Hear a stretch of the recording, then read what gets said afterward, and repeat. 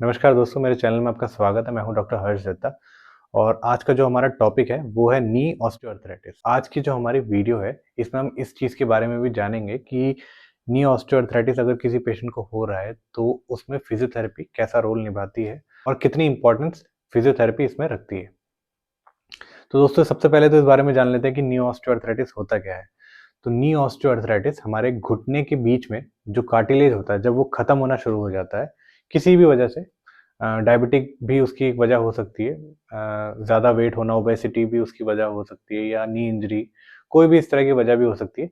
तो इनकी वजह से क्या होता है कि आपके घुटने के बीच में जो कार्टिलेज है वो वियर एंड टियर होना शुरू हो जाता है, मतलब कि हटना शुरू हो जाता है इसमें से। उसकी वजह से क्या होता है कि जो साइनोवियल फ्लूइड होता है वो भी आपके घुटने के बीच में से खत्म होना शुरू हो जाता है, जिसको हम एक तरीके से कॉमन लैंग्वेज में ग्रीस भी कहते हैं। आपने बहुत लोगों के मुंह से सुना होगा कि उनके या उनके जानने वाले किसी के घुटने के जो ग्रीस है वो खत्म होना शुरू हो गया है। तो उसी को हम साइनोवियल फ्लूइड भी कहते हैं। तो जब ये कार्टिलेज जो है ये हटना शुरू हो जाता है घुटने के बीच में से और साइनोवियल फ्लूइड जो है वो भी खत्म होना शुरू हो जाता है, तो उसकी वजह से जो हमारे दोनों बोन्स हैं, मतलब दोनों हड्डियां हैं, एक ऊपर वाले घुटने की और एक घुटने के नीचे वाली, तो ये दोनों जो है वो टकरानी शुरू हो जाती हैं, जिसकी वजह से आपको उस एरिया में पेन, स्वेलिंग और घुटना चलाने में, मतलब कि रेंज ऑफ मोशन जो होती है घुटने की वो कम होनी शुरू हो जाती है, फ्लेक्सिबिलिटी बहुत कम हो जाती है घुटने में। तो ये कुछ नॉर्मल सिम्टम्स होते हैं उसके। इसको हम नी ऑस्टियोआर्थराइटिस कहते हैं। अब हम नी ऑस्टियोआर्थराइटिस का पता कैसे लगा सकते हैं, इस बारे में बात करते हैं कि नी ऑस्टियोआर्थराइटिस सिंपल वे में पता लग सकता है आपका। आप एक्सरे करवा सकते हैं उसके लिए, उससे आपको ईजिली इस चीज़ के बारे में पता चल जाएगा कि आपको अर्थराइटिस का कौन सी कंडीशन है, एक्यूट कंडीशन है या क्रॉनिक कंडीशन है। ये चीज़ भी आप एक्सरे से पता लगा सकते हैं। तो नी ऑस्टियोआर्थराइटिस में फिजियोथेरेपी का क्या रोल है, इस बारे में बात करते हैं। फिजियोथेरेपी जो होती है एक इंपॉर्टेंट रोल निभाती है आपके नी ऑस्टियोआर्थराइटिस की कंडीशन में, क्योंकि किसी भी पेशेंट को अगर नी ऑस्टियोआर्थराइटिस हो रहा है तो उसकी रोज़मर्रा के जो काम करने का तरीका है वो बदल जाता है। काफ़ी सारे काम करने में उनको दिक्कत आनी शुरू हो जाती है। उनकी नॉर्मल वेल-बीइंग जो लाइफ़ होती है वो खराब होनी शुरू हो जाती है एक तरीके से। फिज़ियोथेरेपी में आपको जो आपके घुटने की जो मोबिलिटी है, एक तो वो वापस आनी शुरू हो जाती है, फ्लेक्सिबिलिटी अच्छी हो जाती है आपके घुटने की। पेन और सूजन से भी आपको काफ़ी ज़्यादा राहत मिलने लग जाती है अगर आप फिज़िकल थेरेपी कराते हैं तो। अब इस बारे में बात करते हैं कि फिजियोथेरेपी में ऐसे कौन से इंपॉर्टेंट कीज़ हैं, जिसकी वजह से पेशेंट को इम्प्रूवमेंट आना शुरू होता है ऑस्टियोआर्थराइटिस में। तो दोस्तों ऑस्टियोआर्थराइटिस में जो है, फिजियोथेरेपी का जो सबसे पहला रोल होता है वो एक्सरसाइज का, मतलब कि इसमें हम कह सकते हैं कि जो भी आसपास की जो घुटने की मसल्स हैं, मतलब कि घुटने के आसपास की जितनी भी मसल्स हैं, उसको स्ट्रेंथन करने पे फोकस करा जाता है। उसके बाद जो है, उसमें जो है फ्लेक्सिबिलिटी लाने की कोशिश करी जाती है, मतलब कि जो घुटने की रेंज ऑफ मोशन है, उसको बढ़ाया जाता है। तो इस चीज़ से क्या होता है कि आपके जो घुटने में जो भी ज़ोर आ रहा है या फिर जो भी स्टेबिलिटी है आपके घुटने की, वो अर्थराइटिस की कंडीशन में खराब होनी शुरू हो जाती है। तो जब हम फिज़ियोथेरेपी यूज़ करते हैं, मतलब जब भी हम फिज़ियोथेरेपी करते हैं, तो उस वक़्त जो है हमारा जो स्टेबिलिटी है वो बढ़नी शुरू हो जाती है घुटने की। मतलब कि आपको अननेसेसरी वेट इधर-उधर नहीं होगा, तो आपका जो घुटना है वो एक बैलेंस वेट प्रोवाइड करना शुरू कर देगा, जिसकी वजह से आपको पेन होना बंद हो जाएगा। तो दूसरी की जो होता है वो हमारा होता है पेन के ऊपर, कि जो घुटने में दर्द आ रहा है उसके लिए क्या होता है। उसके लिए दोस्तों हम हीट एंड कोल्ड थेरेपी भी यूज़ कर सकते हैं और मैनुअल थेरेपी भी यूज़ करी जाती है फिजियोथेरेपी में, जो पेन में काफ़ी ज़्यादा रिलीफ प्रोवाइड करती है। तीसरा जो इम्पोर्टेंट की होती है वो होती है कि आपके जो वेल-बीइंग, नॉर्मल वेल-बीइंग में जो परेशानी आ रही है घुटने की वजह से, या फिर आपका जो रोज़मर्रा का काम है वो कम हो रहा है या उसमें इफ़ेक्ट पड़ रहा है घुटने की वजह से, अर्थराइटिस की वजह से, तो उसके लिए भी क्या बोलते हैं, काफ़ी ज़्यादा कंसल्टेशन एक फिजियोथेरेपिस्ट आपको दे सकता है अच्छी, कि आपका जो है पोस्चर कैसा है उस घुटने के लिए और आपका चलने का तरीका कैसा है। ये सारी चीज़ों पे इम्प्रूवमेंट लाने से आपके जो स्टेबिलिटी है घुटने की, वो बढ़नी शुरू हो जाती है एकाएक। तो अब बात करते हैं दोस्तों कि घुटने में अगर जैसे ऑस्टियोआर्थराइटिस आपको हो गया है, तो उसमें क्या-क्या आपको प्रॉब्लम्स आनी शुरू हो जाएँगी, मतलब कि क्या-क्या चीज़ें आपको दिखेंगी जब आपको अर्थराइटिस होगा। तो सबसे पहले जो है वो है दर्द, वो तो ऑब्वियस सी बात है। पेन होना एक सबसे पहली कंडीशन है अर्थराइटिस की, पेन, स्वेलिंग, ये सारी चीज़ें होनी शुरू हो जाती हैं। उसके बाद जो है आपके घुटने का जो मूवमेंट है, मतलब कि घुटने का जो एक नॉर्मल मूवमेंट होता है आपका, वो कम होना शुरू हो जाता है। उससे जो है हमें वेरस और वेल्गस डिफ़ॉर्मिटी देखने को मिलती है। तो वेरस और वेल्गस डिफ़ॉर्मिटी होती क्या है? तो दोस्तों वेरस डिफ़ॉर्मिटी में क्या होता है कि आपका घुटना जो है वो बाहर की तरफ को टिल्ट होना शुरू हो जाता है और जो वेलगस डिफॉर्मिटी होती है उसमें आपका जो घुटना है वो अंदर की तरफ को टिल्ट होना शुरू हो जाता है। तो इस तरह की कुछ डिफॉर्मिटीज आपको देखने को मिलती है अगर आपको नी ऑस्टियोआर्थराइटिस बहुत ज़्यादा क्रॉनिक कंडीशन है, मतलब काफ़ी ज़्यादा पुराना हो चुका है उसको 5 साल से ऊपर या 6 साल से ऊपर हो चुका है तब। अब हम बात करते हैं कि अगर आपको नी ऑस्टियोआर्थराइटिस हो रहा है तो इसमें आपको क्या-क्या करना चाहिए या फिर कौन-सी ऐसी एक्सरसाइज़ेज़ आपको करनी चाहिए जिससे आपको जो है इस कंडीशन में थोड़ा रिलीफ मिलना शुरू हो और आपका जो नॉर्मल वेल बीइंग है उसमें आप जाना वापस शुरू कर सको। मतलब कि आप अपना नॉर्मल जो काम है वो एटलीस्ट करना शुरू कर दो और आपकी जो घुटने की फ्लेक्सिबिलिटी है वो मेंटेन रहे, पेन होना कम हो जाए। तो ये सब चीज़ों के लिए कुछ एक्सरसाइजेज़ ज़रूर होती हैं ऑस्टियोआर्थराइटिस के लिए, वो मैं आपको आज बताने जा रहा हूँ। तो हमारी जो पहली नी ऑस्टियोआर्थराइटिस के लिए जो एक्सरसाइज़ है, उसमें हमें जो है सीधा लेट जाना है, एक बेड पे या फिर काउच या कुछ भी हम कह सकते हैं उसको। एक बेड पे आपको सीधा लेट जाना है।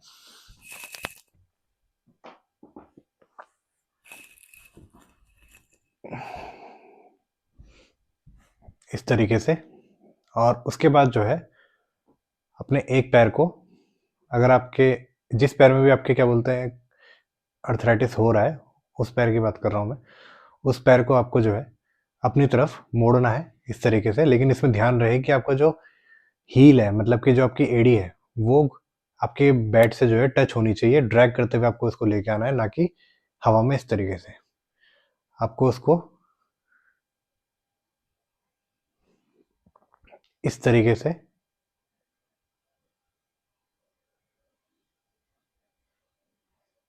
ड्रैग करते हुए लाना है और जितनी भी आपकी रेंज है वहां तक इसको लेके आना है। उसके बाद सीधा एक बार फिर करके दिखाऊंगा।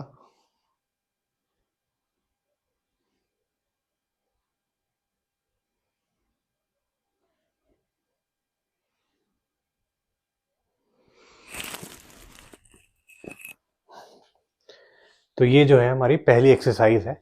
इस एक्सरसाइज को आप जो है 8 to 10 टाइम रिपीट कर सकते हैं हर दिन, और इसको रिपीटेशन इसकी जो है ग्रेजुअली आप बढ़ा सकते हैं। इसके बाद आते हैं हमारी दूसरी एक्सरसाइज के ऊपर। दूसरी एक्सरसाइज में आपको दोस्तों एक टावल की जरूरत पड़ेगी। इस तरह का टावल, आप उसको रोल कर सकते हैं पूरा इस तरीके से। और उसके बाद जो है अपने घुटने के नीचे, जस्ट घुटने के नीचे इस टावल को इस तरीके से यहाँ पर रखना है। और उसके बाद इस टावल को नीचे की तरफ को दबाना है, पुश करना है अपने घुटने से। लेकिन इसमें आपका पैर इस तरीके से उठना नहीं चाहिए बिल्कुल भी। पैर आपका, जो आपकी हील है वो ग्राउंड से टच होनी चाहिए, मतलब या तो बेड से टच होनी चाहिए। और आपके जो नी है उससे आपको नीचे की तरफ को प्रेशर लगाना है। तो आप इसको कुछ इस तरीके से करेंगे कि आप नीचे की तरफ को ऐसे प्रेशर लगाएंगे घुटने से और एंकल को अपनी तरफ को स्ट्रेच करेंगे। इसको आपको 5 to 10 सेकेंड होल्ड करना है और उसके बाद रिलीज करना है। एक बार और करके देखते हैं। इस तरीके से नीचे की तरफ को दबाना है, एंकल को अपनी तरफ स्ट्रेच करना है, 5 to 10 सेकेंड को होल्ड करना है और फिर रिलीज करना है।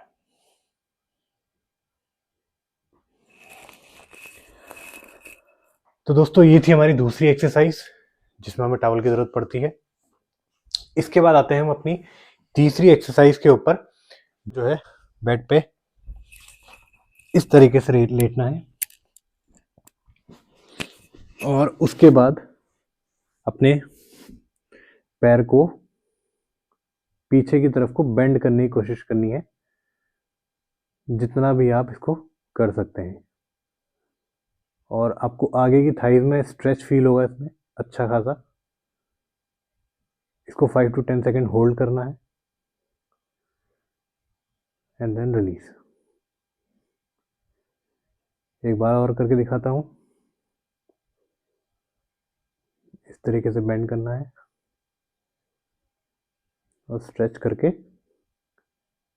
5 to 10 सेकेंड होल्ड करना है और फिर रिलीज। तो दोस्तों ये एक्सरसाइज आपको 5 से 10 बार रिपीट करनी है दिन भर में। ये 3 एक्सरसाइज जो भी मैंने आपको बताई है। इसके बाद आते हैं हम अपनी चौथी एक्सरसाइज में आपको जो है अपने जो पैर हैं उनको जो है बेड से थोड़ा सा बाहर रखना है, मतलब कि ऐसे ना रख के कि घुटने को जस्ट इसके पास में ना रख के आपको घुटने को थोड़ा सा आगे रखना है बेड से, ताकि आपके घुटने पे जोर पड़े ये एक्सरसाइज करते टाइम। तो आपको इसके बाद जो है अपने घुटने को सीधा लाना है बिल्कुल ऐसे, और एंकल से अपनी तरफ को स्ट्रेच करना है एंकल को। इसमें आपको यहाँ पर काफ़ी ज़्यादा स्ट्रेच फील होगा, नीचे की तरफ में काफ़ी ज़्यादा स्ट्रेच फील होगा, और यहाँ पे जो है एक प्रेशर फील होगा जब आप ये एक्सरसाइज करेंगे। तो इसको आपको 5 to 10 सेकेंड होल्ड करना है और उसके बाद नीचे लाना है। एक बार और करके दिखाता हूँ। इस तरीके से एंकल को अपनी तरफ स्ट्रेच, घुटना बिल्कुल स्ट्रेट करने की कोशिश करना जब भी आप ये एक्सरसाइज कर रहे हैं तो, और उसको 5 to 10 सेकेंड होल्ड करना है, उसके बाद रिलीज। तो दोस्तों अब अपनी पांचवी एक्सरसाइज में आते हैं। पांचवी एक्सरसाइज के लिए आपको एक छोटे से स्टूल की जरूरत पड़ेगी या फिर इस तरह के मोड़े की यूज की जरूरत पड़ेगी। आपको सिर्फ एक क्लाइंबिंग एक्सरसाइज करनी है नॉर्मली। उससे आपका जो है जैसे आप स्टेयर्स चढ़ते हैं तो उसमें आपको इजीनेस बननी शुरू हो जाएगी अगर आप ये एक्सरसाइज प्रैक्टिस करते हैं तो इसमें आपको कुछ नहीं करना है, बहुत ईजी है। आपको रिपीटेटिव ऑल्टरनेटिव पैर को एक एक बार इसके ऊपर रखना है, और इसके आप रिपीटेशन जितने भी आप कंफर्टेबल हैं, 15 बार भी रिपीट कर सकते हैं, 20 बार भी कर सकते हैं, 30 बार भी कर सकते हैं। वो आपके ऊपर है कि आप कितने रिपीटेशन तक कंफर्टेबल हैं इस एक्सरसाइज में। दोस्तों अब आते हैं हम अपनी लास्ट एक्सरसाइज के ऊपर, जो कि छठी एक्सरसाइज है। ये एक रिलैक्सिंग एक्सरसाइज है। जैसे कि आप जानते हैं हम हर अपने वीडियोस में एक रिलैक्सिंग एक्सरसाइज ज़रूर डालते हैं लास्ट में, जो कि सारी एक्सरसाइज करने के बाद एक मसल को रिलैक्स करने के लिए ज़रूरी होती है। ऑब्वियसली इसमें भी हम एक टेनिस बॉल ही यूज़ करेंगे। ये बहुत काम की चीज़ है, आप इसको घर पे ज़रूर परचेस करके रखिए। तो इस एक्सरसाइज में जो है आपको कुछ नहीं करना है, बहुत सिंपल है। ये बॉल जो है इसको आपको घुटने के नीचे इस तरीके से रख देना है, जस्ट घुटने के नीचे, और इसके बाद जो है आपको नीचे की तरफ प्रेशर देके इस घुटने को जो है आगे और पीछे इस तरीके से मसाज करना है, और अब चाहे तो इसको दाएं और बाएं भी मूवमेंट कर सकते हैं। एक बार और दिखाता हूं, आगे और पीछे।